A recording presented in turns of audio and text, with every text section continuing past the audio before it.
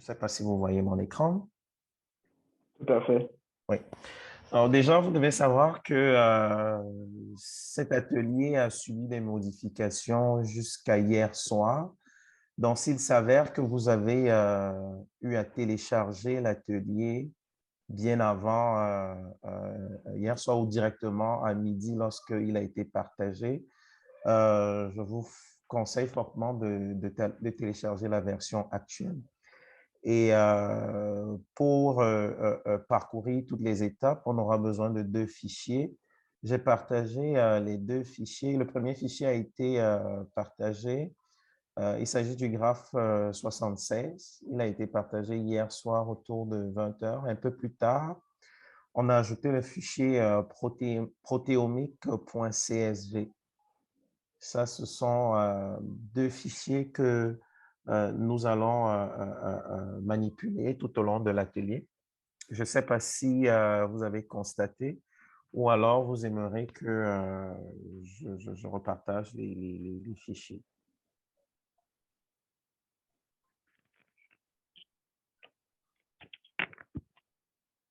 C'est bon? Bon. Donc, pour commencer, je vais recommencer à m'introduire. Moi, je suis Étienne Tajena. Je suis postdoctorant à l'Université Laval. Et je travaille en apprentissage machine et avec une concentration sur les méthodes d'apprentissage basées sur les graphes. Depuis ma maîtrise jusqu'au doctorat, moi, j'ai toujours été intéressé aux structures de graphes. J'ai débuté dans les graphes en ayant un regard un peu plus statistique du terme. Ça va d'ailleurs être beaucoup plus les points qu'on va aborder tout au long de cet atelier. Par la suite, j'ai commencé à regarder les aspects apprentissage machine et plus tard les aspects apprentissage profond avec les graphes. Malheureusement, les 2 heures qu'on a ne peuvent pas nous permettre d'aller tout au long de ces éléments. On va juste introduire les notions de graphes et regarder ensemble comment est-ce qu'on peut les exploiter pour des fins d'apprentissage non supervisé et en perspective exploiter les éléments de connaissances qu'on pourra extraire de ces graphes pour des besoins futurs. Les besoins futurs ici, comme par exemple des méthodes d'apprentissage supervisées qui malheureusement ne seront pas abordées ici. Donc, je ne sais pas si présentement vous avez déjà téléchargé l'atelier, mais vous devez savoir que l'objet de cet atelier, c'est pas une formation spécifique pour une librairie quelconque. C'est pour que vous ayez des connaissances nécessaires pour pouvoir toucher du doigt les différents types de graphes et savoir comment les manipuler, voir de manière concrète quels sont les éléments qu'on pourrait extraire de cette structure pour aller faire d'autres types d'apprentissage à partir des éléments extraits de cette structure-là. Donc, pour cet atelier, on va travailler essentiellement avec la librairie iGraph. Comme je disais plus haut, c'est pas un atelier pour se former pour devenir expert dans iGraph. C'est juste une librairie que j'ai pris pour illustrer les cas de figure que je voudrais présenter dans l'atelier.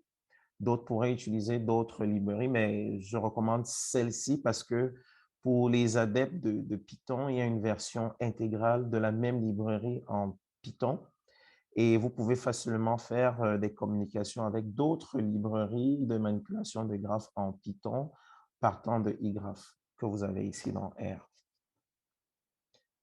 Donc, sans plus tarder, on va directement passer dans les étapes suivantes de notre atelier.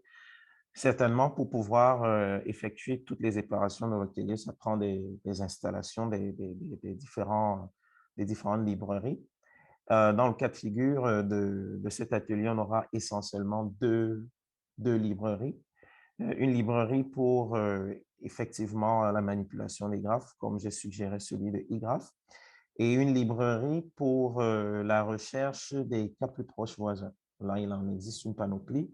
Par la suite, je vais vous montrer un autre exemple pour pouvoir construire des graphes appropriés à partir d'un ensemble de données qui arriverait sous forme tabulaire.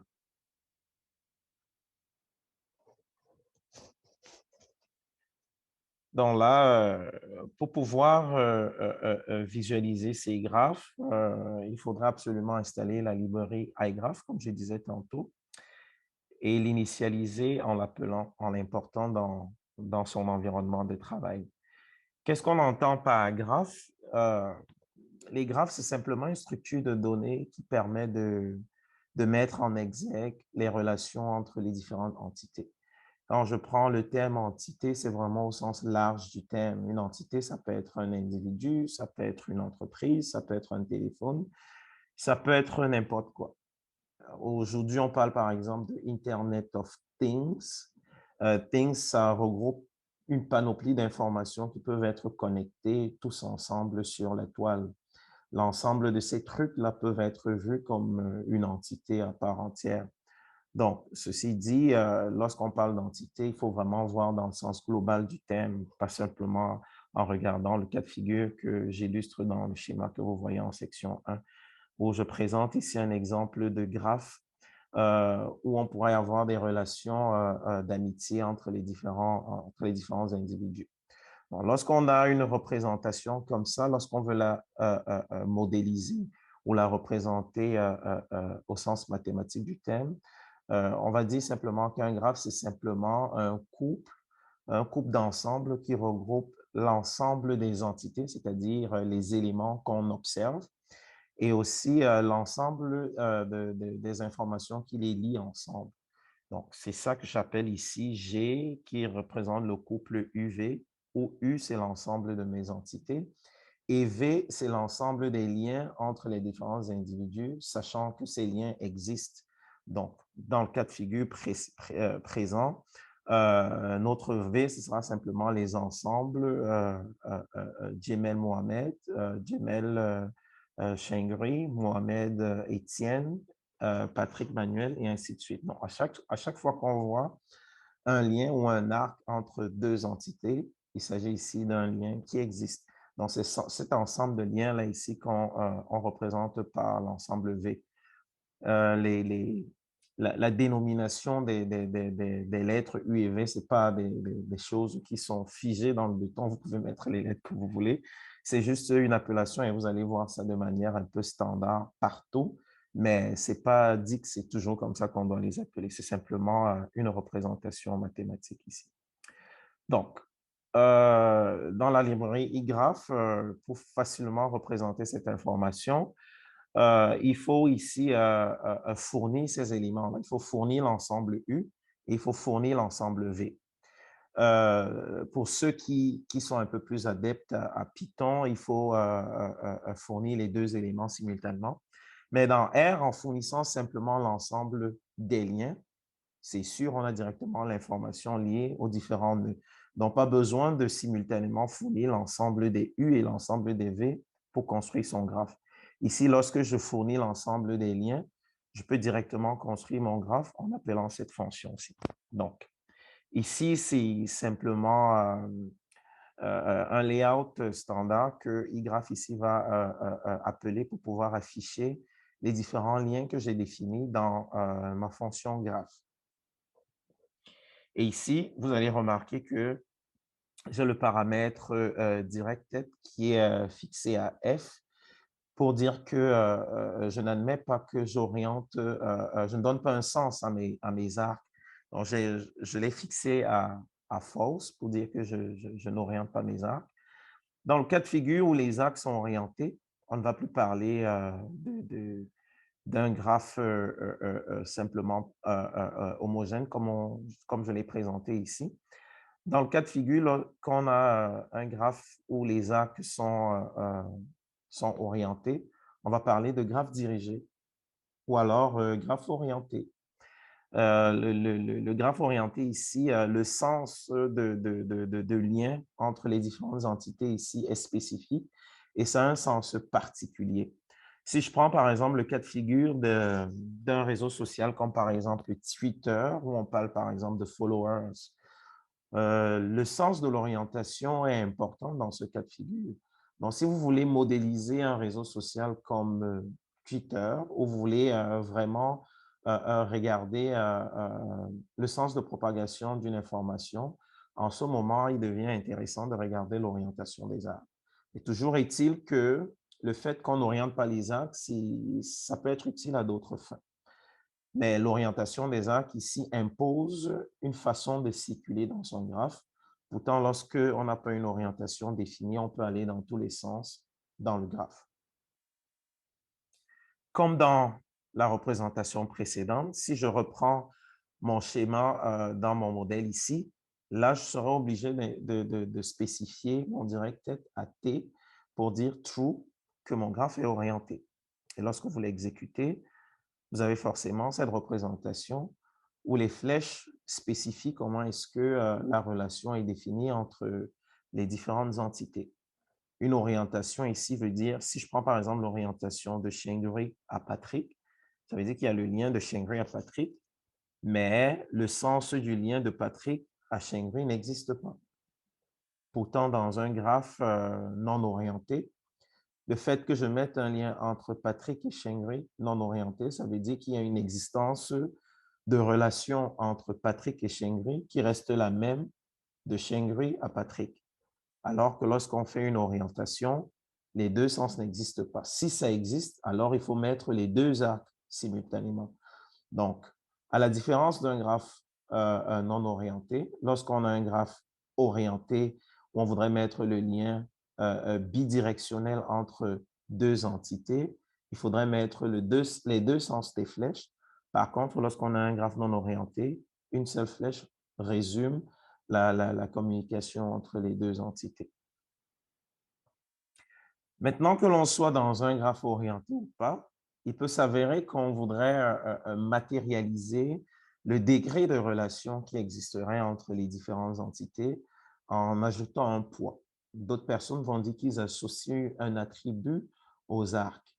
Dans un cas simple, comme le cas illustré dans cette figure, on va représenter maintenant le graphe comme étant un triplet d'ensemble où U, c'est mon ensemble d'entités, V, c'est l'ensemble de mes liens qui spécifient que deux entités sont représentées dans cet ensemble si et seulement si il y a une relation entre les deux. Et mon W, ça va résumer l'ensemble des poids associés à ces différents liens. Et mon W, je le définis comme étant l'ensemble des WIJ tel que le lien existe entre les différentes, entre l'ensemble entre l'ensemble de mes relations. Donc, de manière illustrative, comme dans le cas précédent, ici, une fois qu'on a défini notre graphe, il faudrait ajouter forcément l'ensemble des poids associés aux différents liens. Donc, en exécutant cette fonction-ci, en ajoutant l'ensemble des poids et qu'on construit notre graphe, on va obtenir cette nouvelle représentation qui nous spécifie ici un graphe non orienté, mais avec des attributs associés aux différents liens. Il est important de noter que lorsque je parle d'attributs associés aux liens, il pourra avoir plusieurs sortes d'attributs. Quelqu'un pourrait carrément mettre un vecteur sur un lien, mais comme je disais tantôt, on va travailler avec un cas de figure simple où les liens, ici, c'est simplement, sont des valeurs pondérées pour quantifier la relation ou le poids d'amitié entre les différentes entités. Une autre représentation concrète où vous pouvez facilement matérialiser ce type de représentation serait par exemple dans un cas de copublication. Je suppose nous sommes tous des collègues, on fait des publications ensemble et on voudrait voir quel est le degré d'amitié ou alors le degré relationnel que nous avons ensemble. On pourrait quantifier ce degré relationnel par le nombre de publications qu'on a ensemble. Donc, dans ce cas de figure, si on veut faire une projection dans ce cas de figure-ci, on va dire par exemple Gmail et Shengri sont en relation parce qu'ils ont deux publications ensemble. Gmail et Patrick sont ensemble parce qu'ils ont 4 publications ensemble. Voilà une explication concrète de ce type de graphe si on veut, par exemple, le projeter dans un cas de publication. Pour ceux qui sont, par exemple, dans d'autres domaines un peu plus spécifiques, comme par exemple en bioinformatique, où on voudrait regarder les interactions entre les cellules ou alors d'autres éléments microbiologiques, vous pourriez facilement faire la projection pour pouvoir évaluer la relation qui existe entre ces différentes entités-là. Alors, pourquoi est-ce qu'on exploiterait les structures de graphes? Le fait qu'on ait construit une structure de graphe, oui, c'est bien beau, ça nous donne un aspect relationnel entre les différentes entités. Mais une fois qu'on a ces informations, qu'est-ce qu'on en fait? Qu'est-ce que le graphe nous dit concrètement? En réalité, si on voudrait partir sur cette forme de représentation, c'est parce que, mis à part cette structure qu'on a, il y a une topologie qui nous parle en arrière. Cette relation-là, elle n'est pas anodine. Le fait que Gmail soit lié à Étienne, c'est pas simplement cette information triviale qu'on va en ressortir. Le fait de dire Gmail et Étienne sont en relation, c'est pas suffisant. Ils sont en relation par rapport à un contexte donné. Et c'est cet ensemble d'interrelations qui définit ici le contexte en question. Donc, comme je disais tantôt, si on est dans un cas de bioinformatique, par exemple, où on voudrait matérialiser ou modéliser un contexte défini, le contexte ici voudrait par exemple dire la dynamique interrelationnelle qu'on a entre les différentes entités ou les micro-entités dans l'environnement qu'on a. Si on voudrait modéliser l'activité relationnelle, on pourrait le modéliser en utilisant une structure de graphe. Une fois qu'on a la structure de graphe, il est donc important d'aller dégager des caractéristiques pertinentes qui pourraient résumer cette activité-là. Alors, pour parler de ces différentes informations topologiques, il en existe une panoplie. Je ne pourrais pas toutes les énumérer ici, sinon on n'en finirait pas. Je vais par exemple parler de ces deux cas de figure qui sont très utilisés statistiquement parlant et qui ont un sens particulier lorsqu'on parle du graphe. Donc, ici, nous avons par exemple les mesures de centralité telles que la densité. La densité d'un graphe ici, c'est simplement le nombre de liens réels qu'on a dans le graphe par rapport au nombre de liens possibles. Le nombre de liens possibles dans un graphe, c'est simplement le nombre de liens qui existeraient si le graphe est complet. On parle de graphe complet si, pour un nœud spécifique dans un graphe, on a toutes les connexions avec tous les autres liens du graphe.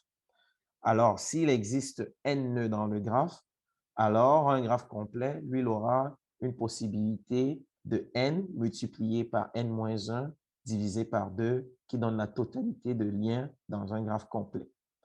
Donc, on parle de densité lorsque le graphe réel qu'on a, on prend le nombre de liens existants divisé par la totalité de liens possibles qu'on aurait dans le graphe. Ça s'applique également dans un graphe orienté, mais seulement dans un graphe orienté. Ici, on fait abstraction de l'orientation. On va prendre simplement de manière plate l'existence du lien. Donc, c'est une densité qui ignore, c'est une métrique qui ignore le sens de l'orientation lorsqu'on lui passe en input un graphe orienté. Donc, il va faire son calcul en ignorant l'orientation des arbres dans le graphe. En ce qui concerne le diamètre, c'est simplement le plus long chemin des courts chemins.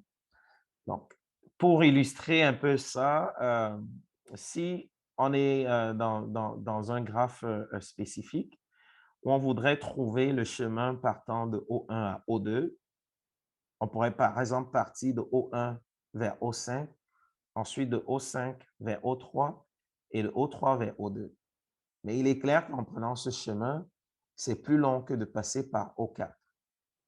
Si le graphe il est pondéré comme le cas de figure actuel, le fait qu'on ait beaucoup de nœuds intermédiaires ne voudrait pas dire forcément que c'est le chemin le plus long si on veut exploiter la pondération des arcs. Donc ici, la pondération des arcs nous donne toujours raison de partir de O4 vers O2 simplement parce que la somme des poids passant par O4 nous donne simplement 7, c'est-à-dire le poids de O1 à O4, c'est 4, le poids de O4 à O3 à O2, c'est 3. En faisant la somme, on a 7.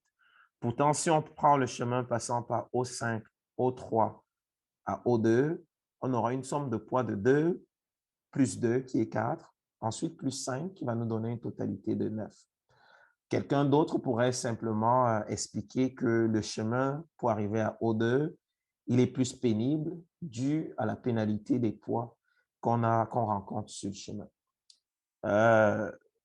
Ça, c'est une interprétation qu'on donnerait. Une autre personne, dans un autre contexte, peut dire que le fait qu'on ait plus de poids, plus c'est favorable. Donc, la notion de diamètre ici, comme je disais, elle n'est pas coulée dans le béton. Tout dépend du contexte où on se trouve. Mais toujours est-il que si on reste de manière simple et on veut trouver quel est l'effort minimum qu'on ferait pour quitter d'un nœud à un autre nœud, en tenant compte de la pondération, alors il s'agit simplement du chemin à emprunter sans toutefois rencontrer trop de difficultés liées au poids des différents arcs.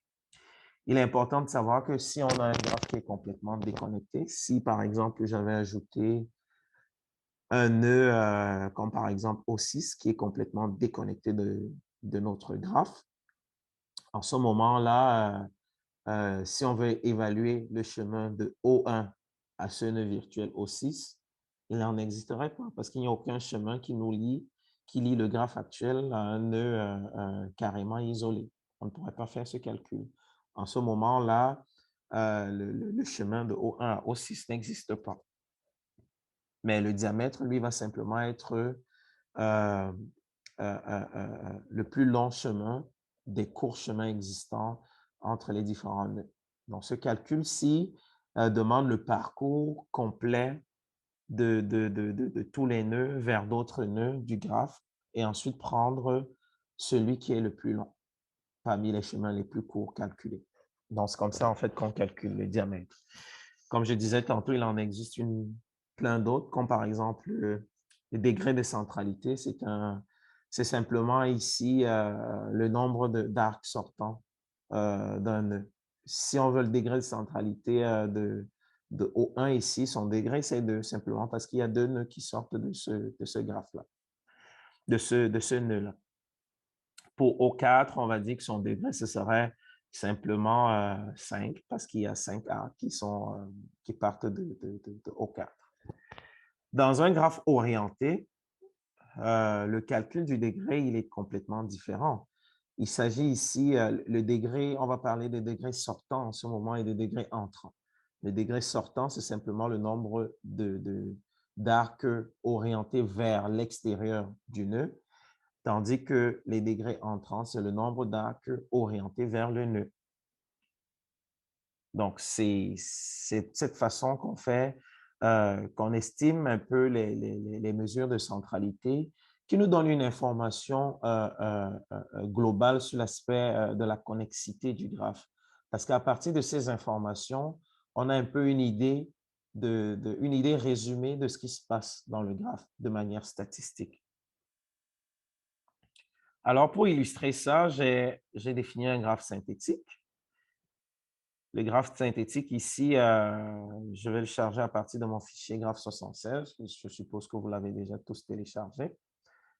En passant, je ne sais pas s'il y a des questions, vous pouvez m'interrompre à tout moment pour soulever vos questions. Il vous suffit simplement de lever la main et je pourrai rapidement intervenir sur vos interrogations. Donc, en exécutant le fichier, en appelant le fichier Home96, il s'agit ici d'un fichier de lien, un data frame qui contient la colonne source et target pour spécifier les nœuds de départ vers les nœuds d'arrivée. À partir de ce fichier-là, je vais construire mon graphe. Mais avant de construire mon graphe, je vais générer l'ensemble des poids associés à ces différents liens-là. Vous pourriez générer, en exécutant cette commande, si vous n'aurez pas forcément les mêmes réponses que moi, parce que c'est un générateur aléatoire. Je n'ai pas fixé mon générateur de poids. Donc, de votre côté, vous aurez certainement des poids complètement différents de ce que j'ai, mais au moins, ce qui est sûr, l'information qui va rester identique, c'est la colonne source et la colonne target. Tandis que la colonne des poids, elle peut varier d'une personne à une autre, dépendamment du moment où il a généré ces différents poids. Je te rappelle ici que j'ai utilisé la fonction random uniform qui va générer des poids positifs de manière uniforme entre les valeurs comprises entre 1 et 10. Alors, à partir de mon fichier, je vais charger l'ensemble de mes liens et construire mon graphe que je peux visualiser tel quel ici. Si vous pouvez constater, là, c'est un graphe assez joli parce que de manière structurelle, on voit qu'il y a quand même des agglomérats qui peuvent être parlants, dépendamment du contexte dans lequel on se trouve.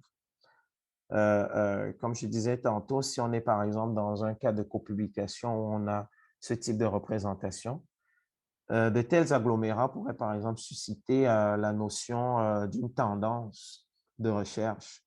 Si on a beaucoup de publications qui sont faites ou des copublications qui sont faites dans un domaine, ça veut dire que dans une zone d'agglomération, on pourrait aller chercher automatiquement le sujet phare ou la tendance de recherche de ce groupe d'individus associés aux publications qu'ils ont faites dans ce domaine-là. Ça, ici, ça nous donne simplement les informations des liens sur les différents nœuds de notre graphe ici, là. Alors, pour visualiser comment est-ce que les poids sont corrélés ici, on peut simplement extraire la matrice d'adjacence et regarder comment est-ce que les poids se forment dans notre cas de figure ici. Ici, là, ça, c'est un autre jeu de données qui n'a rien à voir avec Graph 76. Ça, vous pouvez ignorer cette zone ici. Ça, c'est un autre graphe que j'ai finalement décidé d'exclure parce que je n'ai pas chargé ce fichier-ci. Donc, si vous l'exécutez, vous aurez forcément une erreur parce que vous n'avez pas la colonne média dans votre... vous n'avez pas l'attribut média associé aux différents aux différents nœuds de votre graphe. Donc, pour revenir sur l'information liée à notre graphe construit, on peut ressortir ici la distribution des poids et aussi d'autres distributions liées à notre graphe. Si on regarde ça en exécutant cette commande-ci, on peut regarder, par exemple, je vais couper le fait que je les mets de manière collée comme ça, parce que c'est trop petit. Alors, dans le premier plot, ici, on a la distribution des degrés.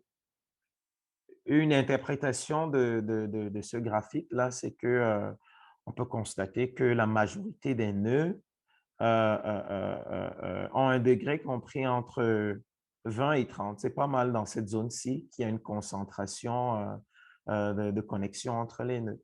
Donc, ça voudrait simplement dire que si on remonte dans le graphe, dans les zones de concentration, on est dans une moyenne qui tourne autour de cette valeur-là. Si on regarde, par exemple, la distribution cumulative des degrés, ça veut dire qu'on va partir du plus petit degré, on va sommer les valeurs. On peut constater effectivement que ça croît de manière assez lente et on reste toujours autour de la zone 20, tout comme nous illustre ici les degrés de distribution dans le diagramme ici en bâton, l'histogramme ici si haut. Donc, si on regarde la zone de coude de notre distribution cumulative, on voit bien que le coude se forme ici autour de 20, qui coïncide bien ici avec notre distribution illustré par notre histographe.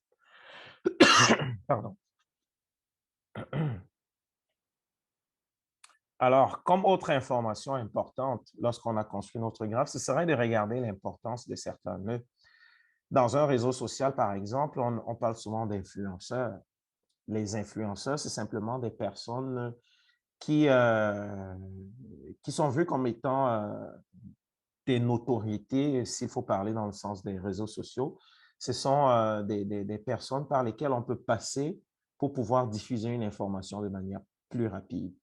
Donc, si on a un nœud important, ça veut dire que c'est un nœud qui est très suivi. Si on a des personnes qui sont très suivies, ça veut dire que ça peut être des personnes qui sont considérées comme des influenceurs. On peut passer par eux pour passer une information pour toucher le plus grand nombre le plus grand nombre d'internautes possible. Par contre, si on passe, on suppose qu'il y a une personne qui a un degré de centralité faible. Forcément, si on veut faire une publicité en passant par cet individu-là, la compagnie sera perdante parce qu'elle ne va pas toucher le maximum d'individus. Alors que si on passe par des nœuds importants, on est sûr qu'on va toucher un grand nombre de personnes. Il y a des personnes qui s'aventurent à augmenter leur nombre de visibilité en faisant par exemple des posts sur les réseaux sociaux et pour attirer davantage de personnes. Ils demandent toujours abonnez-vous à ma chaîne. Ça lui permet de créer davantage des liens et qui va faire en sorte qu'il devienne une personne ou un nœud dans le réseau social important par lequel on peut faire passer une publicité. Et plus la publicité va passer par son nœud, plus il va se faire de l'argent. Voilà un peu une façon où les gens peuvent se faire de l'argent. Ou alors une analyse qui peut être faite par ces liens-là ou par ce type de graphe-là pour pouvoir passer une information ou pour peut-être faire une propagande par rapport à une connaissance ou une situation politique dans un pays donné. Donc, si on veut faire une propagande, on va utiliser les médias forts où on sait qu'on a une forte communication autour de ce média-là parce qu'on est sûr que on a une information qui va circuler par ce média parce qu'on a un fort nombre, on a un très grand degré de centralité s'il faut définir l'information qui passe par ce nœud-là. Alors, comme autre information d'importance d'un nœud, on peut regarder des hubs. Des hubs ici, comme je disais, c'est exactement comme dans les cas en système d'information. On a par exemple un serveur où l'ensemble des autres ordinateurs peuvent partager une information à partir de ce serveur-là. Donc, tout est concentré par ce point de connexion-là. Ou par exemple, dans les réseaux informatiques, on peut avoir un hub dans son sens propre où toute l'information est distillée à partir de ce nœud central-là. Ou alors, on peut regarder l'autorité des nœuds qui est calculée autrement. C'est ce qui est illustré dans ce cas de figure-ci. Je vais le rouler à nouveau pour qu'on ait une plus belle représentation ici. Là. Donc, les hubs ici, c'est simplement où les nœuds ici sont un peu plus larges du thème. Donc, les nœuds ici, les hubs ici sont représentés par les nœuds qui sont un peu plus gros, si je peux dire comme ça, dont la taille est un peu plus agrandie. Plus la taille est petite, plus le hub, plus moins il est important. En plus, le nœud, il est grand, plus il devient un point de convergence. Un hub, on peut voir ça comme étant un point de convergence ou une zone également de divergence. Une zone de divergence, ça veut dire simplement une zone où on peut vraiment expandre une information. C'est le même sens si on veut regarder, par exemple, l'autorité.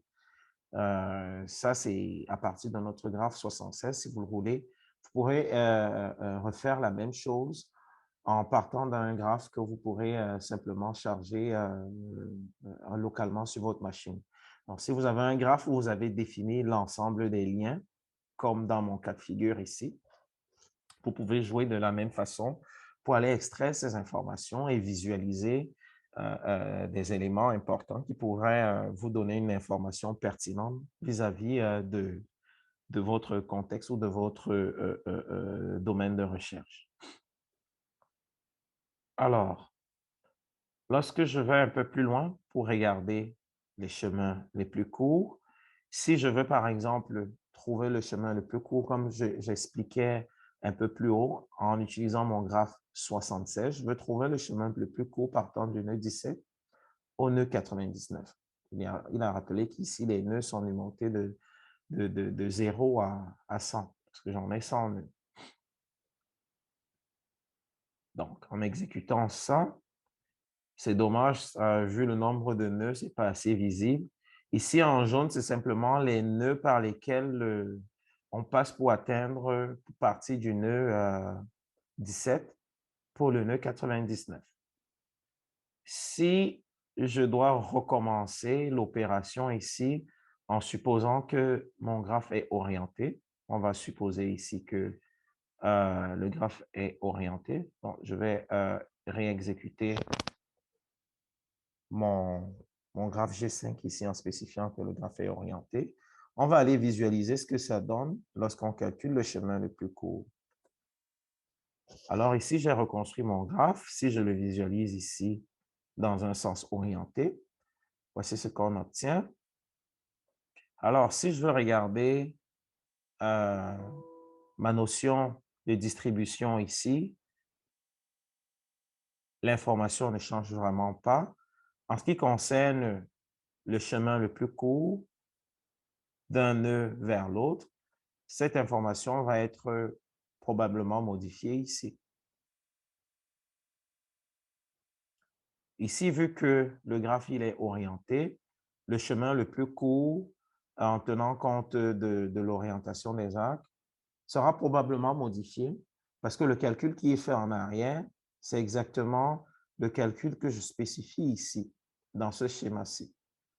Seulement ici, dans un graphe orienté, on a un sens de communication de O1 vers O4. Si je n'ai pas mis un sens de communication de O4 vers O1, il va être ignoré. Donc, le calcul serait probablement le même. Mais si je supprime la bidirection, je ne sais pas s'il a pris en compte la bidirection, là, je suppose qu'il ne l'a pas pris. Non, il ne l'a pas pris. En ce moment, le calcul devrait être complètement différent. Alors, une fois que j'ai parlé de toutes ces informations-ci, une fois qu'on a construit le graphe et qu'on sait comment est-ce qu'on peut extraire des informations topologiques à partir d'un ensemble d'éléments ou un ensemble de caractéristiques statistiques, alors on peut faire parler notre graphe de plusieurs manières. On peut aussi aller chercher des informations liées à la structure locale du graphe. Quand je parle de structure locale, il s'agit ici des patrons qui voudraient forcément dire quelque chose. Quand je regarde, par exemple, cette représentation-ci, il est clair que les agglomérats formés ici voudraient forcément dire quelque chose, dépendamment du contexte dans lequel on se trouve.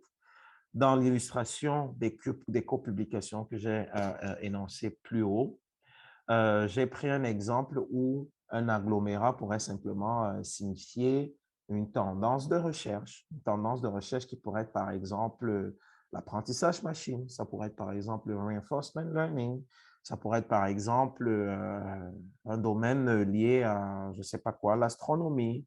Tout dépend de l'ensemble d'éléments qu'on a mis en exergue pour mettre en relation les différentes entités reliées aux copublications qu'on a dans le graphe. Donc, toujours est-il que l'agglomérat, si on a un agglomérat, ça voudrait dire quelque chose. Mais de manière triviale, lorsqu'on regarde ce graphe, il est clair qu'il est facile d'aller trouver ces agglomérats-là de manière visuelle. Or, lorsqu'on a plus de nœuds et qu'on n'a plus une visibilité assez claire, comme dans ce cas de figure, il n'est plus possible d'aller manuellement aller les chercher. Alors, en ce moment, on va s'intéresser aux techniques d'apprentissage non supervisé pour pouvoir segmenter notre graphe en sous-structures de graphes. Dans le paradigme qui se passe dans les apprentissages non supervisés liés à la segmentation des graphes, l'objectif ici est simplement d'aller chercher les zones de concentration dans les graphes pour lesquelles on aurait un ensemble de nœuds densément connexes entre eux et faiblement connectés aux autres nœuds du graphe. Si on regarde encore cette représentation-ci, je vais mettre un peu plus de couleurs vives sur mes liens pour qu'on les voit un peu plus. Pardon, je vais mettre ça plutôt sur les liens. Je peux diminuer ça. Voilà. Ici, dans les zones de concentration, le nombre d'arcs qui existeraient entre les différentes entités est beaucoup plus élevé que les arcs qu'on a en sortie de ces zones d'agglomération.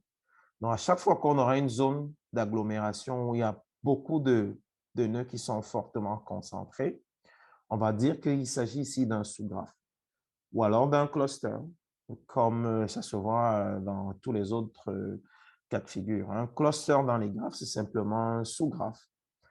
Et dans les méthodes de segmentation topologique, on essaie de trouver les zones de concentration pour lesquelles les entités sont fortement concentrées entre elles et faiblement concentrées ailleurs.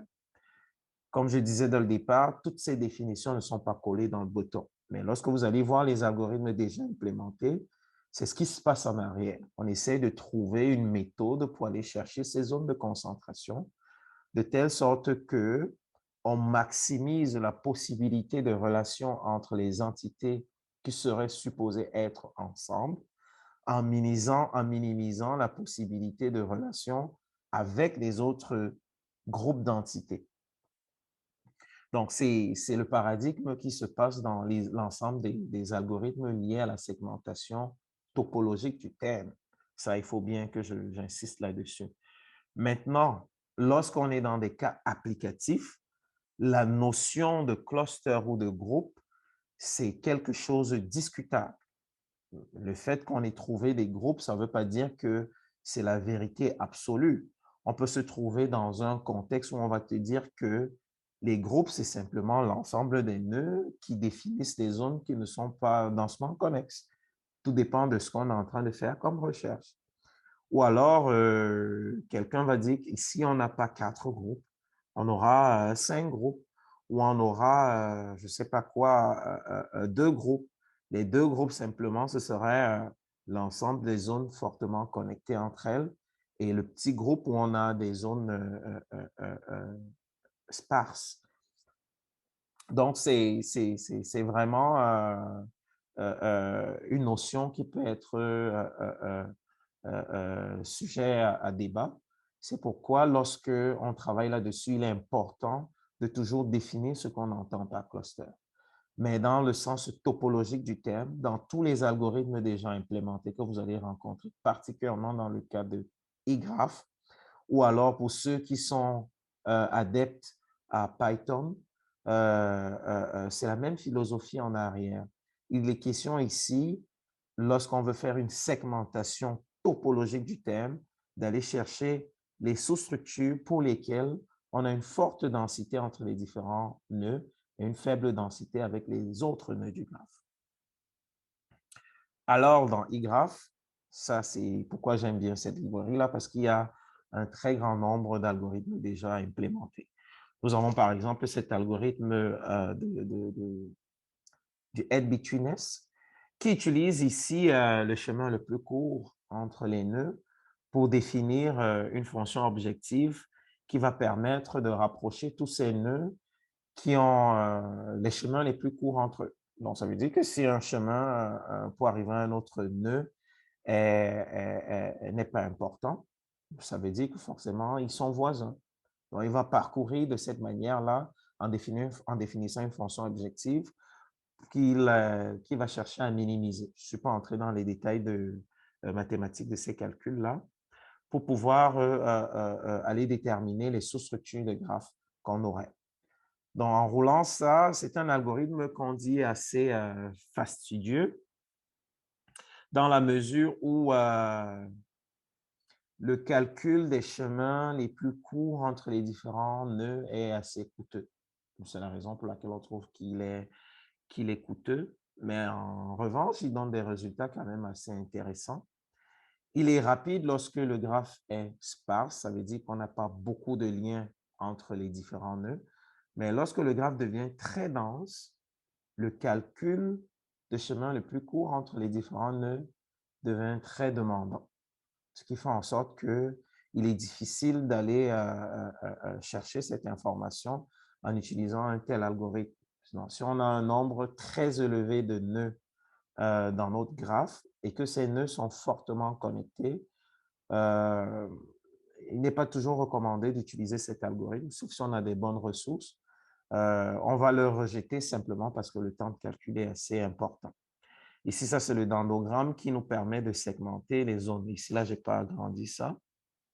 Mais si on va directement colorier les clusters obtenus, ça ici, j'ai pris avec le graphe orienté. Vous pourriez le changer dans votre cas de figure avec le graphe non orienté. Mais vous pouvez constater ici que la structure que j'avais non coloriée ici, elle est quand même très bien retrouvée avec cet algorithme-là. Vous voyez que la zone sparse, on la retrouve avec cette zone coloriée en rose. Les zones qui étaient fortement densifiées, elles sont carrément retrouvées par cet algorithme-là. Si on prend le cas de label propagation, il s'agit ici également d'un algorithme de segmentation de graphes qui consiste à aller faire une propagation d'informations à partir d'un label, un jeton, qu'il va faire parcourir le graphe et aller performer un algorithme optimisé ou alors, comment dirais-je, optimiser sa fonction objective à partir du parcours de son jeton dans le graphe. Il va ainsi minimiser la possibilité de relation entre les différentes zones de concentration de notre graphe et intensifier les relations qui existeraient entre les différentes zones de concentration de notre graphe. C'est le même principe qui se passe également avec l'algorithme FastGreedy. Bon, au niveau du label propagation, on sera surpris, lui, il trouve autre chose lorsque le graphe il est orienté. Si je refais le même exercice en modifiant la structure de mon graphe, dès le départ ici, je vais recommencer ici pour avoir les résultats que vous aurez si vous avez spécifié que votre graphe n'est pas orienté. Je vais réexécuter ceci. J'ai notre schéma ici. Mon hub, lui, ne change pas, c'est pratiquement la même chose. Tout comme le chemin, si je change mon graphe en non orienté, il n'y a pas de modification sur le chemin parce que il n'y a pas une double orientation dans mon sens de communication de mon graphe. Alors, qu'est-ce qui se passe lorsque j'applique mon algorithme lié sur le edge between us? En ce moment-là, mon clustering, il est différent. Il est un peu plus, je pense que dans celui orienté, il y avait d'autres nœuds qui étaient superposés dans l'un des groupes ici, là. Dans le fait que j'ai une structure non orientée, ça me donne une autre réponse. Et ici, si je viens dans le label propagation, là, il trouve plutôt 4 sous-structures. Par contre, avec le edge between us, on a plutôt 5 sous-structures, et qui semblent quand même être assez révélatrices lorsqu'on regarde le graphe ainsi défini. Lui, il voit de manière claire que l'ensemble des nœuds 96, 95, 98 et 99 sont fortement connectés entre eux, mais très peu connectés avec les autres. Ça, c'est ce qui spécifie ici.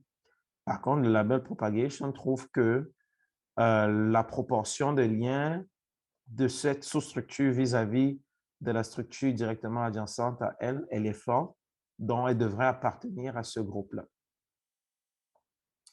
Le FastGreedy, lui, c'est un algorithme très rapide. Lui, vous pouvez carrément l'utiliser lorsque vous avez une structure de graphe avec un très grand nombre de nœuds. Lui aussi trouve 5 structures comme le edge between us à l'encontre du label propagation. Donc, comme je disais tout le début, le fait qu'on ait le nombre de structures qui diffèrent d'un algorithme à un autre, ça, c'est vraiment discutable, dépendamment de la problématique qu'on a sous la main. Alors, si vous avez maintenant un autre cas de figure où, dès le départ, vous ne connaissez pas la structure de graphe, mais que vous voulez utiliser, exploiter cette représentation parce que il peut s'avérer que le fait qu'on ait une connaissance sur les attributs ou alors les caractéristiques de notre observation ne soit pas toujours suffisante. Dans des cas de figure où vous l'avez certainement vu dans les autres ateliers, vous avez par exemple des informations où vous voulez utiliser une méthode de classification et en fonction de la donnée en entrée, vous n'avez que la connaissance liée aux différents attributs ou aux différentes caractéristiques de vos observations. Et qu'il s'avère que ces relations ou alors ces caractéristiques ne sont pas suffisantes pour aller définir une fonction qui séparerait bien les différentes classes que vous avez. En ce moment, vous pourrez vous intéresser à aller regarder est-ce qu'il est possible de tirer une connaissance de la connaissance de l'information que vous aurez entre les différentes observations. En ce moment-là, euh, il devient intéressant de regarder les structures de graphes. Seulement, on n'a pas une connaissance explicite de la relation qu'on aurait entre les différentes observations. Par contre, dans tout ce qu'on a vu depuis le départ, comme dans le cas des réseaux sociaux, une relation, elle est entre deux internautes, elle est explicite. S'ils sont amis, ça veut dire qu'il y a un lien. On va définir le lien parce qu'ils sont amis. C'est une relation claire et nette, figée dans le béton. Elle est explicite. Par contre, dans un graphe implicite, il est question ici d'aller inférer ou aller chercher cette information qui est cachée, qu'on n'a pas a priori. On ne connaît pas si O1 et O2 seraient liés, s'ils doivent être liés, à quelles contraintes, qu'est-ce qui serait la bonne formule pour définir la liaison entre ces deux instances-là. Donc, en ce moment-là, on parle de graphe implicite. Si vous prenez par exemple le cas, prenons par exemple Hydro-Québec, qui a un ensemble de clients sur lequel ils veulent savoir quelles sont les ressources nécessaires à allouer à ces différents clients sans toutefois impacter de manière très importante l'ensemble de son réseau à un moment donné.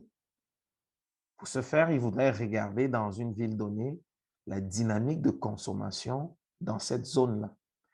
Et pour construire sa dynamique de consommation, il pourrait par exemple regarder quelle serait la relation entre les différents internautes ou alors entre les différents clients de son réseau dans cette zone pour pouvoir directement les offrir des services supplémentaires de manière groupée, de telle sorte que ces personnes-là vont pouvoir prévenir ou alors définir un certain nombre de mesures pour alléger ou améliorer leur consommation et ainsi moins impacter les réseaux électriques pour le bénéfice de tout l'ensemble.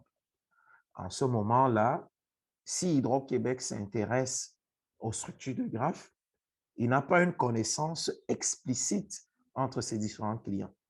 Il revient donc pour lui de trouver la bonne métrique qui mettrait en relation les différents consommateurs. On pourrait prendre également une autre information. Quelqu'un pourrait définir une notion explicite en disant, OK, je vais mettre deux consommateurs s'ils sont dans la même ville.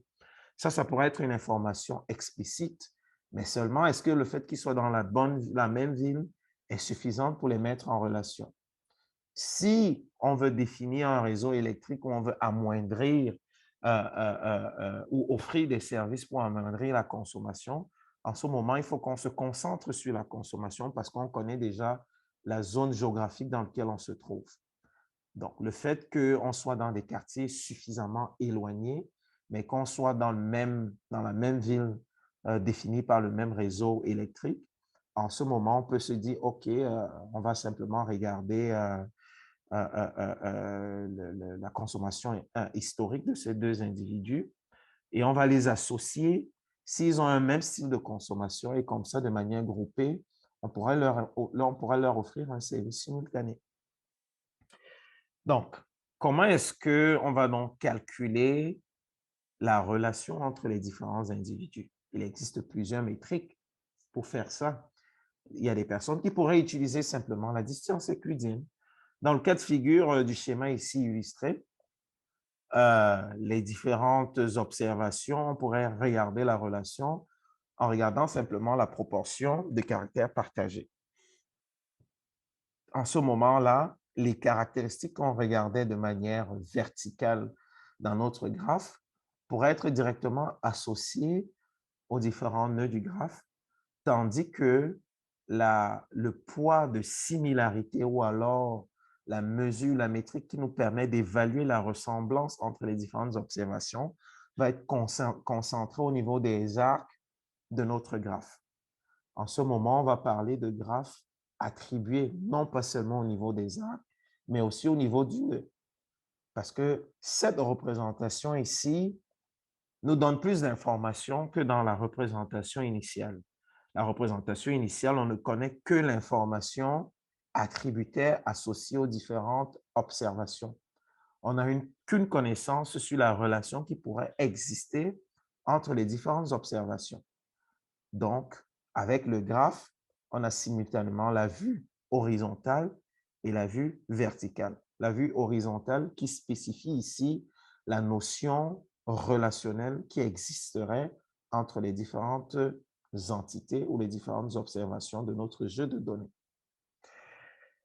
Le biais de construction du graphe ici, avec cette façon d'aborder les choses, est au niveau du coût de calcul. Parce que si vous êtes en recherche et vous décidez prendre cette orientation de représentation, vous aurez tout le temps cette question qui vous est posée, mais si vous avez fait cette représentation pour aller, par exemple, faire un clustering par la suite, automatiquement, vous aurez une critique qui va vous tomber sur la tête, mais il existe des algorithmes où on peut directement grouper les données à partir de notre information tabulaire. Mais parfois, le regroupement va être biaisé à cause de la métrique qu'on a utilisée. Or, si on utilise cette même métrique pour aller construire le graphe et ensuite regrouper les informations en partie de la structure topologique, on peut retrouver des groupes un peu plus intéressants dans la représentation topologique versus la représentation tabulaire qu'on avait initialement. Donc, ça pourrait être un avantage lorsqu'on parle d'apprentissage non supervisé. En ce qui concerne les apprentissages supervisés, malheureusement, ça n'a pas été ajouté dans cet atelier. S'il s'avère qu'il y a un atelier supplémentaire qui irait dans ce sens, volontiers, je pourrais aborder des questions qui pourraient nous permettre d'aller extraire des informations qui vont au-delà de la connaissance statistique, mais qui résumeraient l'information attributaire associée à l'arc, y compris à la notion attributaire associée au nœud dans un autre espace et en utilisant ces informations attributaires ou alors ces nouvelles connaissances-là, on pourrait faire des belles choses en apprentissage supervisé, notamment dans le cas de classification. Mais revenons dans notre cas de figure où il est question ici de construire un graphe implicite avec le jeu de données protéomique que vous pouvez facilement retrouver dans le Slack R. Vous pouvez le télécharger là. Vous avez un jeu de données ici que je vais importer où on a 100 observations, c'est-à-dire 100 individus, et 184 colonnes, c'est-à-dire les informations protéomiques qui ont été prélevées sur 100 individus. Ici, on ne connaît pas la relation qui existerait entre les 100 individus.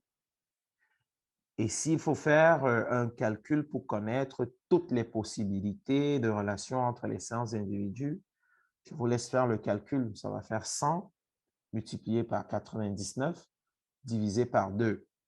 Ça va faire un coût de calcul de plus de 4500 opérations à effectuer. Je pense que c'est 4900 et poussières à effectuer. Ça, c'est coûteux.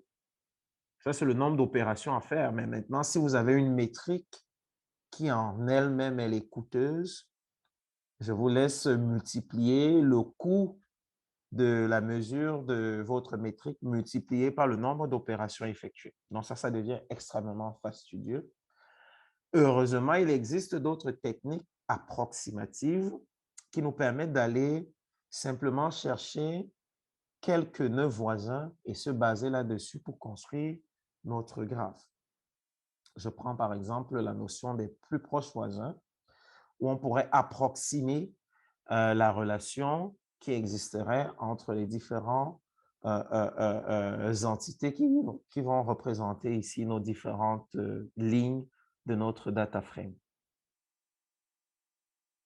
Alors ici, pour parler du calcul des plus proches voisins, vous pourrez installer simplement la librairie FNN. Il existe d'autres librairies. Ça, c'est simplement un cas de figure ici. Vous pouvez utiliser d'autres librairies pour rouler cette information à cette échelle. Donc, en installant ma librairie FNN et en appelant cette librairie, à ce moment, je peux rapidement rouler de manière approximative quelles seraient mes relations implicites en spécifiant mon nombre de voisins possibles. Ici, c'est l'algorithme qui est roulé en arrière pour pouvoir chercher cette information-là. Il existe une panoplie d'algorithmes comme par exemple KD-Tree ou les algorithmes basés sur oui, KD-Tree pour pouvoir aller chercher, construire un arbre à partir des données d'observation et parcourir l'arbre pour pouvoir aller chercher les voisins les plus proches. Et le coût de complexité sur l'arbre, il ne va plus aller à l'ordre de O de n carré divisé par 2, comme c'était le cas dans un cas de recherche complète. En construisant le graphe associé, on va réduire le coût de calcul en log de n. C'est pour ça que avec ces techniques-ci d'approximation de recherche de liens, on réduit le coût de calcul. Toutefois, on reste figé avec l'hyperparamètre qui est le cas à définir. Donc, vous pourriez faire l'exercice en changeant l'algorithme, en mettant par exemple le KD-Tree ici, ou alors en modifiant le K. Alors, si on regarde ce que ça nous donne avec K fixé à 5. Si on prend notre graphe ici avec K fixé à 5, voilà ce qui en ressort d'un graphe implicitement construit. Si je modifie mon K à une valeur plus grande, je vais prendre par exemple les 10 plus proches voisins, vous allez constater que la densité de mon graphe augmente parce que j'ai supposé que mes nœuds peuvent avoir plus de voisins possibles. Pourtant, si je réduis à une valeur plus petite, la possibilité du nombre de voisins va réduire. Si je mets mon K égal à 1, ça ne veut pas dire que j'aurai un graphe où il y aura juste un. On aura juste des nœuds avec un seul degré. Non. Vu qu'on a des nœuds qui peuvent être connectés à d'autres nœuds, qui peuvent revenir être connectés aux autres, on peut avoir en fin de compte un graphe qui a plus qu'un nœud en adjacence. Ça, c'est le fait qu'on réduise la valeur de K, ça augmente simplement la vitesse de calcul, mais aussi ça augmente la possibilité que notre graphe soit sparse. Donc, si je fixe mon K égal à 1 ici, voici ce que j'obtiens. J'aurai un graphe déconnecté, mais je n'aurai pas toujours des nœuds qui sont avec un seul degré. On aura des cas de figure, on aura un seul degré. On aura des cas de figure, on aura plus d'un seul degré. Si je change mon K égal à 2, vous pouvez vous amuser comme ça. Et vous allez vous rendre compte que vous changez au fur la topologie du graphe. Alors, la notion du cas, lorsqu'on est dans un cas spécifique de graphe implicite, dépendamment du besoin visé, si on ne veut pas utiliser une méthode brute force, parce que si vous changez ici l'algorithme en précisant ici brute force, je pense que c'est bien ça. Ce qui va se passer, lui va aller chercher tous les cas voisins possibles, dont il va vraiment aligner pour un nœud. Il va calculer toutes les possibilités de voisinage par rapport aux autres nœuds pour un nœud spécifique. Et ensuite, les classifier en prenant ceux qui sont les plus proches. Ça, c'est la méthode brute force. Pourtant, les autres algorithmes comme KD-tree ou Cover Tree, eux, c'est avec une méthode un peu plus approximative. On n'est pas obligé de parcourir toutes les possibilités des nœuds. Donc, si je prends ici le brute force, oups,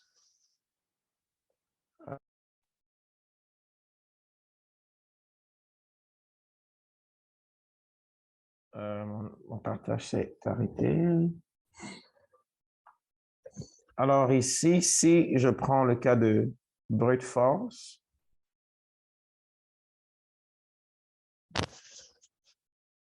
le résultat que vous allez obtenir, il sera différent d'un résultat de cover tree, dépendamment de notre cas. Donc, le résultat que vous aurez ici, toujours en output, dépend des paramètres liés au nombre de voisins et de l'algorithme utilisé.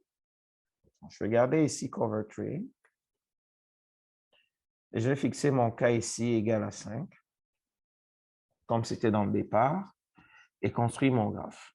Alors, voici le graphe implicite que j'ai réussi à obtenir lorsque je spécifie ces hyperparamètres-là.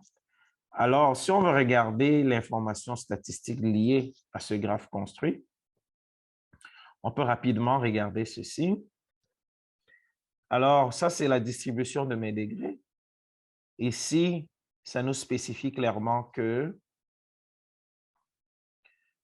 la plupart des nœuds ont un degré égal à 5. Ça, c'est dû au fait qu'on a spécifié notre cas égal 5. Ça veut dire que la majorité des nœuds auront un nombre voisin, auront un degré égal à 5.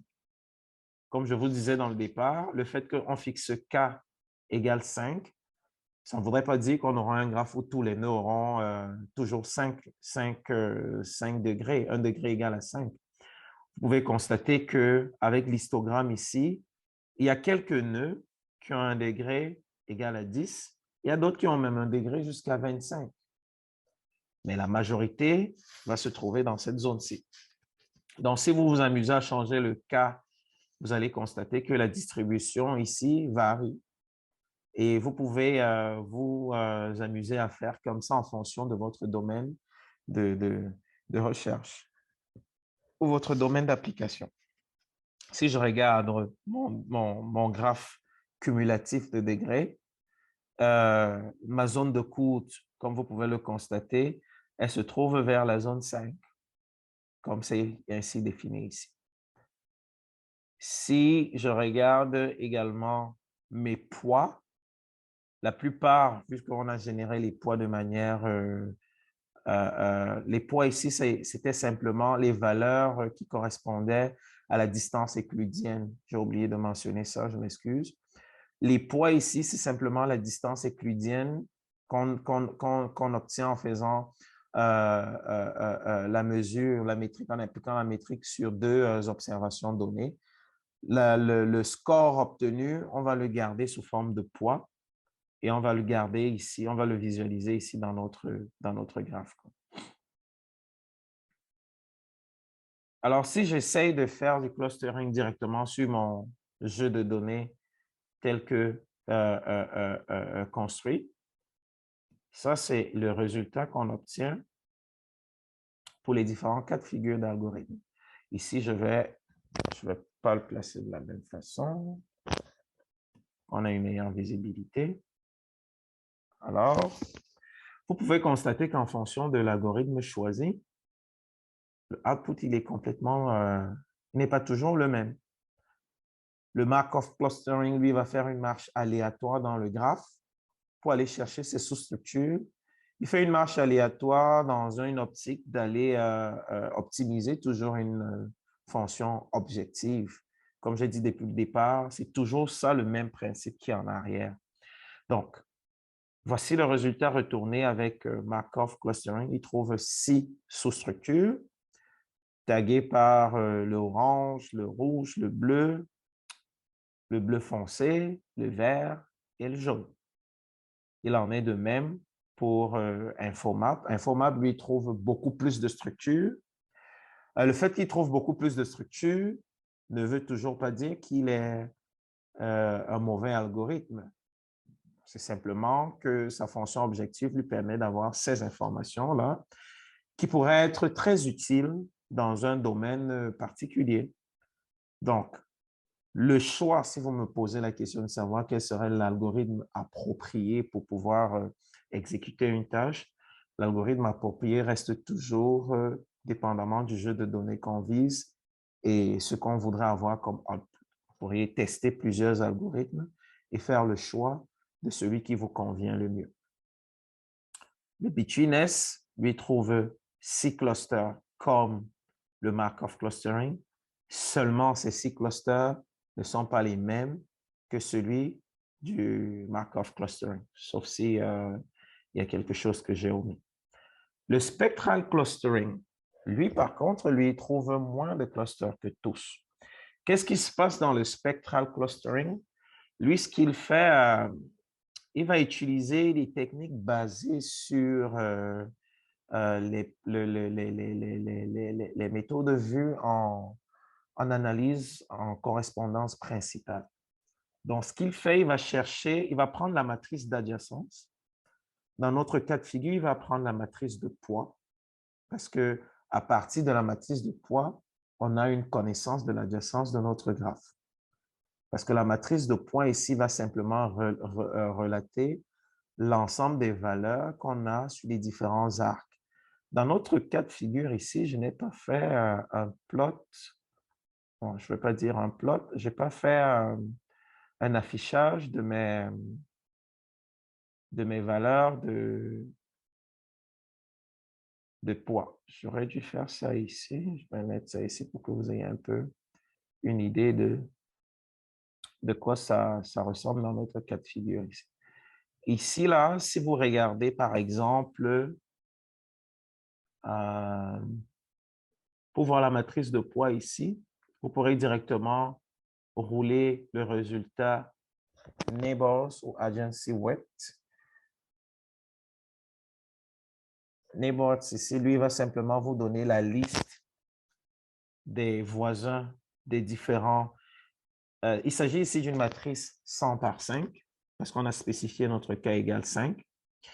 Il va chercher, il va vous afficher ici les 5 plus proches voisins de chacune de notre représentation et c'est ordonné. Donc, la première ligne ici, ça veut dire le nœud numéroté 1. Ses voisins les plus proches, c'est 78, 81 à 45. Si vous voulez voir la matrice de poids, c'est une matrice identique à Neighbors. Je vais dire la représentation. C'est une matrice ici qui vous retourne simplement la distance euclidienne de ce que vous aviez lorsque vous regardez la matrice de voisinage. La matrice de voisinage ici, la première ligne pour dire le nœud numéroté 1, ses voisins sont 78, 81, 45, 60 et 100. Le poids qui existe entre le lien 1 et 78, elle est simplement définie par cette valeur-ci, celle que j'ai surlignée en bleu ici. C'est elle ici, le poids entre le lien 1 et 78. Donc, c'est comme ça que ça c'est représenté dans le résultat retourné en utilisant cette technique, cet algorithme de cas plus proche voisin. Alors, comme j'illustrais plus bas ici, la matrice, l'algorithme de spectral clustering, ce qu'il va faire, il va prendre la matrice de poids et chercher simplement les valeurs propres et les vecteurs propres et utiliser cette connaissance de vecteurs propres, valeurs propres. Ici, il va faire une normalisation sur la matrice d'adjacence en allant simplement diviser l'ensemble des valeurs de notre matrice d'adjacence par la proportion des degrés de chacun des nœuds.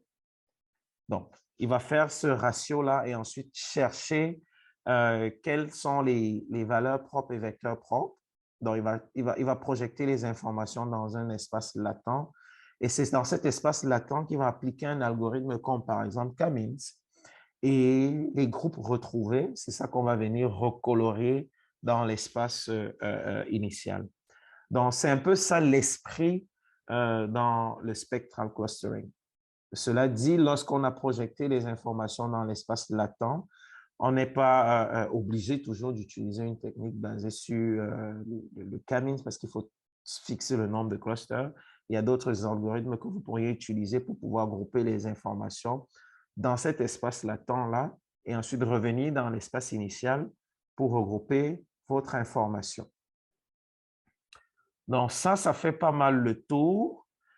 Comme je disais dès le départ, les informations topologiques qu'on peut extraire d'une structure comme celle d'un graphe peuvent être exploitées pour d'autres fins.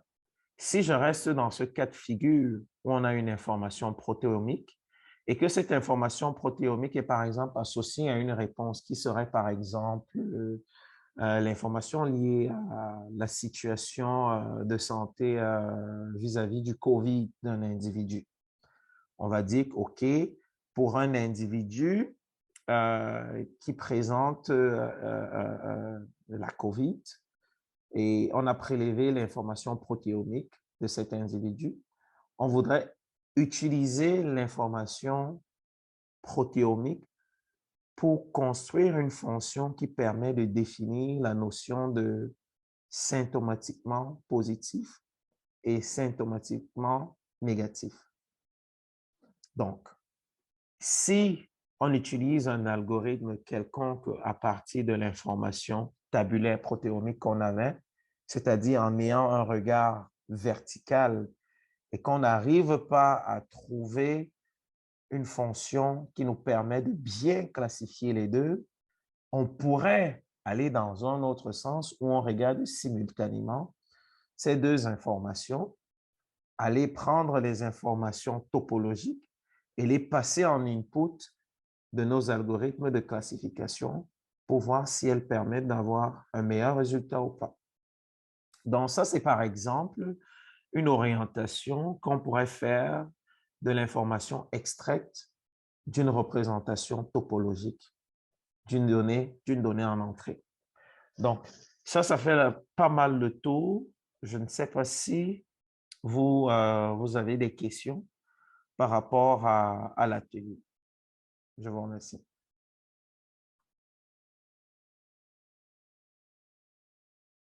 Est-ce qu'il y aurait des questions?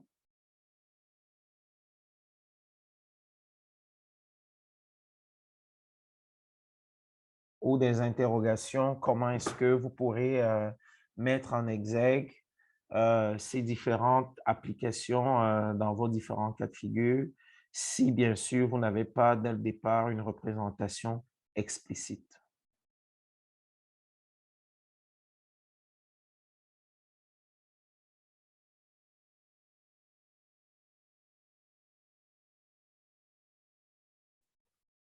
Donc, s'il n'y a pas de questions, je pense que là, ça fait le tour. Vous pourriez, de votre côté, chacun exécuter à nouveau les différentes étapes de l'atelier, soit avec vos données, ou alors en changeant les informations spécifiées, les hyperparamètres que j'ai spécifiés dans dans les différentes zones de l'atelier. Vous pourrez modifier l'information et jouer de cette façon pour pouvoir avoir vos propres représentations. Ceci dit, ça fait Oui, le tour. Oui. Étienne? Oui. Ouais, excuse-moi, j'ai pas posé ma question trop vite, là. Je retournais voir le code pour voir si j'allais avoir ma réponse. Mais lorsqu'on fait un regroupement spectral, là, derrière, c'est le principe des analyses en composantes principales qui aide à faire le regroupement, si j'ai bien compris tout à l'heure. Oui. Et est-ce qu'on a le contrôle sur le nombre de composantes qui va être utilisé? Si on voudrait que ça soit un regroupement qui utilise seulement les 3 plus importantes ou les 2 ou les 8, est-ce qu'on a une vision du nombre de composantes qui est utilisé pour faire le regroupement ou est-ce que c'est par défaut toutes les composantes, puis là, elles sont pondérées automatiquement, puis la première composante a plus d'importance que la deuxième, et ainsi de suite, là? Je pense que de manière intuitive, en arrière, il va limiter un nombre de composantes, sauf si vous décidez de le fixer. Lorsque j'ai énoncé le principe d'analyse en composantes principales, c'était pour dire que vous-même, vous pouvez faire votre segmentation de graphes de manière spectrale et avoir le contrôle par rapport à l'algorithme qui vous est fourni comme étant une boîte noire. Et pour faire cela, ça prend simplement ces 3 étapes-là.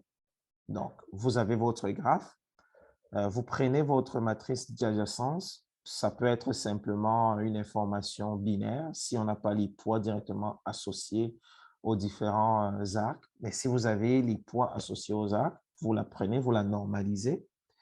À partir de cette matrice d'adjacence, vous faites de manière très littérale une analyse en composantes principales. Vous fixez peut-être les 3 premières composantes ou alors l'ensemble des composantes pour lesquelles la majorité de l'information elle est représentée. Et vous prenez cet espace latent, vous utilisez un algorithme quelconque de segmentation de données. Les segments que vous allez obtenir, vous pouvez simplement venir les colorier dans le graphe initial et vous serez surpris que vous trouvez quand même des zones assez connexes. Ça, c'est quand même intéressant là-dedans. Pourquoi? Parce que si vous prenez une représentation, parce que la concentration de l'information, elle est contenue dans la structure topologique. Donc, s'il y a il y a une information concentrée dans la structure topologique qui révèle une concentration dans des zones, ces concentrations vont se reporter au niveau des valeurs propres. Donc, les valeurs propres ici sont des éléments indicatrices des zones de concentration qu'on pourrait avoir dans notre graphe. C'est la raison pour laquelle, de manière explicative, on parle de cette représentation favorite pour pouvoir segmenter également les graphes. C'est vrai qu'il pourrait y avoir des limites lorsque la structure du graphe n'est pas directement prononcée dans le départ, parce que on pourrait avoir des représentations qui sont assez difficiles à splitter ou à segmenter lorsque la proportion des liens entre les différentes sous-structures n'est pas assez visible. En ce moment-là, ça devient un peu plus complexe, beaucoup plus dans le cas de construction des graphes implicites qu'on a ici. Je ne sais pas si ça Mhm. résume un peu et vous donne un peu une position vis-à-vis de ce qui peut être fait en arrière. Oui, oui, c'est bien, merci. Ouais. Je vois que je n'avais pas malheureusement lu dans le chat. Annie a posé, c'est quoi Exergue? Je ne comprends pas le fait d'utiliser. C'est c'est quoi concrètement la question, Annie? Je ne sais pas si elle peut ouvrir son micro et me Je voulais savoir qu'est-ce contextualiser. que ça voulait dire, exergue, mais on m'a dit que c'était mise en évidence. Ouais, mise en évidence, oui, c'est vrai. C'est pour simplement mettre en... si on prend par exemple le cas de construction d'un graphe implicite, comme j'ai beaucoup mis de l'emphase tantôt, c'est simplement parce qu'on voudrait mettre en évidence, comme le thème a été évoqué par vous, c'est le fait de relater une information adjacente de l'ensemble des données qu'on a ici. Donc, la mise en exergue, on peut utiliser d'autres termes. Vous allez voir dans d'autres documentations, on parle plutôt de relater une connexité ou alors dévoiler quelque chose qui est caché. C'est où est-ce qu'on s'en va lorsqu'on parle de graphe implicite. Mais lorsqu'il est explicite, comme je disais, on n'a pas ce problème de recherche de relations cachées. On connaît la relation, on affiche simplement la relation. À partir de cette relation, qu'est-ce qu'on peut dégager de notre structure? Et dans cet atelier, il est important de mentionner que on a juste présenté les méthodes d'extraction d'informations topologiques. Il existe des méthodes d'extraction d'informations un peu plus poussées lorsque le graphe devient plus informatif. Quand je parle de graphes informatifs, c'est des graphes comme par exemple celui de la protéomique, là où on peut associer les caractéristiques des observations sur les nœuds, tandis qu'on associe des informations relationnelles sur les arcs. En ce moment-là, il est clair que utiliser les méthodes statistiques telles que présentées dans l'atelier, on ne va rien dégager de pertinent. On va avoir de manière condensée une connaissance topologique du thème, mais on ne connaîtra rien de l'information attributaire du thème. En ce moment-là, l'extraction de l'information qui va prendre compte de tout cet ensemble-là n'est plus possible en utilisant des techniques statistiques. On peut maintenant aller vers les techniques de Graph Representation Learning, dont les apprentissages sur des méthodes DEEP, comme c'est la tendance que l'on a présentement, où on va utiliser un réseau de neurones qui va aller apprendre simultanément de l'information attributaire associée aux nœuds et de l'information attributaire associée aux arcs, tout en respectant la connexité ou le rapprochement qu'on a dans la représentation topologique du thème. Donc, il va combiner l'ensemble de ces informations et projeter les nœuds dans un nouvel espace latent, ce qui va permettre d'avoir une configuration dans un nouvel espace pour lequel on peut vraiment faire une meilleure exploitation pour des fins un peu plus intéressantes, comme par exemple dans les cas de classification ou même dans les cas de segmentation de graphes attribués. Parce que la segmentation dans un graphe attribué, quand je parle d'attributs, ici je fais allusion aux attributs associés aux nœuds, une segmentation dans un tel graphe n'est pas évidente comme dans la segmentation d'un graphe qui ne porte aucune information associée au nœud. En ce moment-là, on va simplement découper le graphe rapidement en regardant quelles sont les zones denses.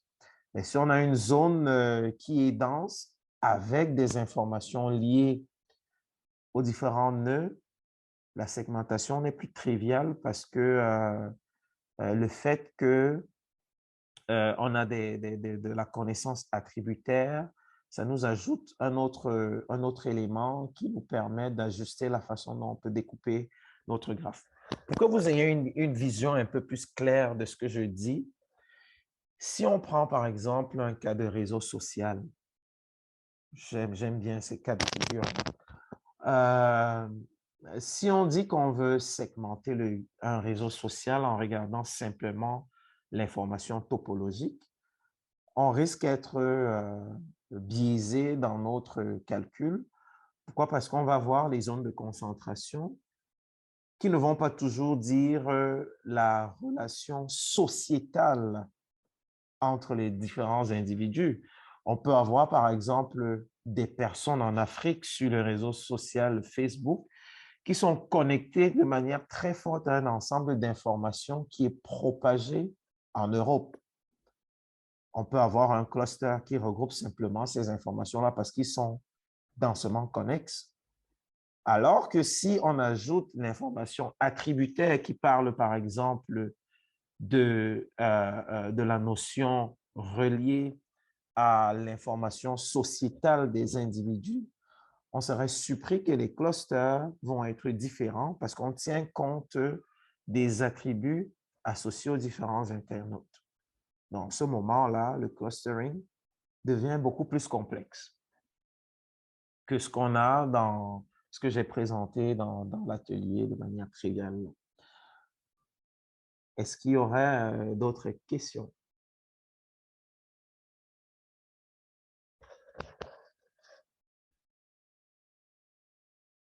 Ou alors, le chat reste toujours ouvert pour d'autres interrogations. Je ne sais pas si ça se qualifie comme une question, mais plus une application possible. Est-ce que tu as vu passer de l'expérience d'utiliser cette méthodologie-là? Par exemple, pour modéliser comment je dirais bien ça, le jeu tactique pour un match de soccer, ou un match de football, là, ou le soccer.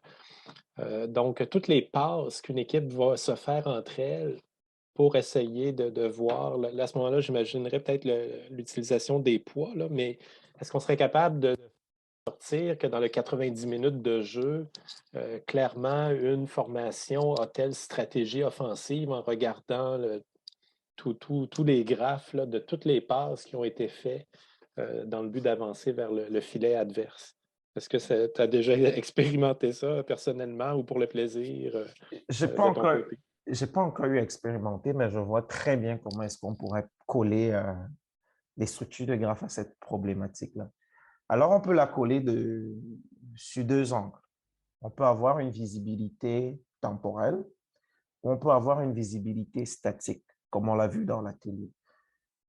Statique, ça voudrait simplement dire, OK, au terme du match, je voudrais résumer la connexité en pondérant un graphe où je vais dire, OK, je vais mettre les liens entre mes différents acteurs ou mes différents joueurs par le nombre de passes qui a été exécuté entre tel joueur par rapport à tel autre joueur. Donc, si j'ai un graphe figé comme ça pour faire une analyse globale et figée dans le temps, pour simplement résumer ce qui s'est passé dans le match, en ce moment-là, en prenant simplement l'info, sans même regarder l'information attributaire associée aux différents joueurs, en regardant simplement la structure topologique de mon graphe avec les poids associés au nombre de passes au terme du match. Ça aussi, ça peut être révélateur dans le sens où on va se rendre compte qu'il y a des joueurs importants parce qu'il y a beaucoup de passes qui sont faites vers lui en regardant simplement le poids qui est directement associé à l'ensemble des arcs qui vient vers lui. Ça devient intéressant. Et on peut même aller plus loin, toujours dans le sens statique du thème, parce que la façon dont je viens d'expliquer là, ça c'est pour une équipe. Mais si on décide d'ajouter l'autre équipe dans le même graphe, mais en coloriant l'autre partie, on tombe maintenant dans une autre structure de graphe qu'on appelle graphe maintenant multiplex. Multiplex parce qu'ici, on a deux types de représentation pour les nœuds. On a un nœud de telle catégorie et un autre nœud de telle catégorie. Mais libre à toi, tu peux garder tout ça comme étant la même catégorie. Tu vas simplement dire que ce sont des nœuds du même type. Ce sont les mêmes joueurs. Et si tu vois une passe qui quitte d'une équipe vers une autre, tu peux l'analyser comme une fausse passe. Et tu vas évaluer simplement l'ensemble des liens de l'autre équipe vers l'autre équipe comme étant un défaut d'une équipe par rapport à l'autre et tu peux mettre une pénalité par rapport à ça pour faire ton analyse. Donc, ça, c'est de manière résumée au sens statique du terme. Maintenant, on pourrait faire une autre analyse au sens dynamique du terme. Ça veut dire que la structure du graphe qu'on l'on regarde dans un intervalle de temps, supposons qu'on parle d'un match de soccer. Moi, j'aime bien le soccer. On regarde les passes comme vous l'avez soulevé tantôt. On regarde les passes au fil du temps. C'est clair qu'on ne va pas regarder à la micro-minute pour se donner une possibilité de bien observer ce qui se passe de manière graduelle. On peut regarder par intervalle de temps. On va dire qu'on va regarder toutes les 15, disons les 15 secondes ou les 15 minutes, la dynamique des passes qui a été effectuée. Et on va construire le graphe toutes les 15 minutes. Alors, la séquence de graphes qu'on va construire, en ce moment, on parle de graphe évolutif. Dans d'autres contextes, on va dire qu'il s'agit du même graphe, mais qui a connu une évolution de par l'ensemble des connexités qui a eu lieu entre les différents joueurs. Faire une analyse temporelle dans ce sens, on pourrait extraire à chaque fois les caractéristiques statistiques ou alors des caractéristiques topologiques en utilisant du DIP pour chaque instance et en retourner des features pour chaque instance. Une fois qu'on a trouvé des features pour chaque instance, on se trouve simplement dans un problème de time series multivarié parce qu'on aura plusieurs dimensions extraites à chaque moment pour chaque moment temporel. Donc, on a projeté notre problématique de match de soccer sous forme de graphe temporel ou graphe évolutif. On est quitté du graphe évolutif où on a extrait à chaque instance des caractéristiques. Ces caractéristiques, on va les indexer temporellement pour obtenir maintenant une problématique de série chronologique sur lesquelles on peut simplement associer ou alors appliquer un algorithme de régression ou même un algorithme de classification dépendamment de l'objectif visé. Donc, moi, voilà comment rapidement, je transformerais, dépendamment de ce qu'on voudrait faire à la fin, comment est-ce que je peux projeter votre problème en utilisant les graphes. Je ne sais pas si ça donne une visibilité un peu ou ça répond un peu ou ça vous donne un big picture des graphes vis-à-vis de votre problème réel. Mais sinon, ça reste identique dans le domaine de la médecine. J'ai vu des articles où on essaie de modéliser l'activité cérébrale en regardant de manière temporelle les zones de connexité dans un cerveau en les modélisant sous forme de graphe. Donc, il s'agira simplement d'un graphe où le nombre de nœuds ne varie pas, mais le nombre de liens varie. Vous avez des cas de figure où les deux informations varient dans le temps. Comme par exemple Internet tout au complet. On peut décider de regarder les routeurs comme étant les nœuds et les liens, c'est simplement les communications entre les routeurs à un moment donné.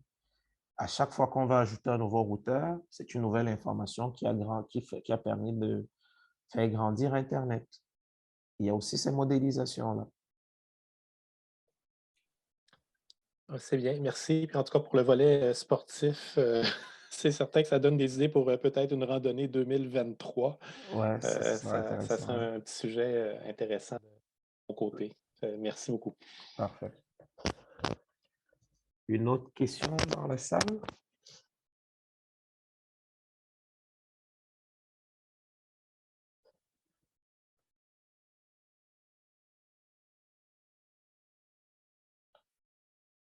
Alors, s'il n'y a plus de questions, il reste juste 15 minutes. Je pense que je pourrais, à cet effet, arrêter l'enregistrement et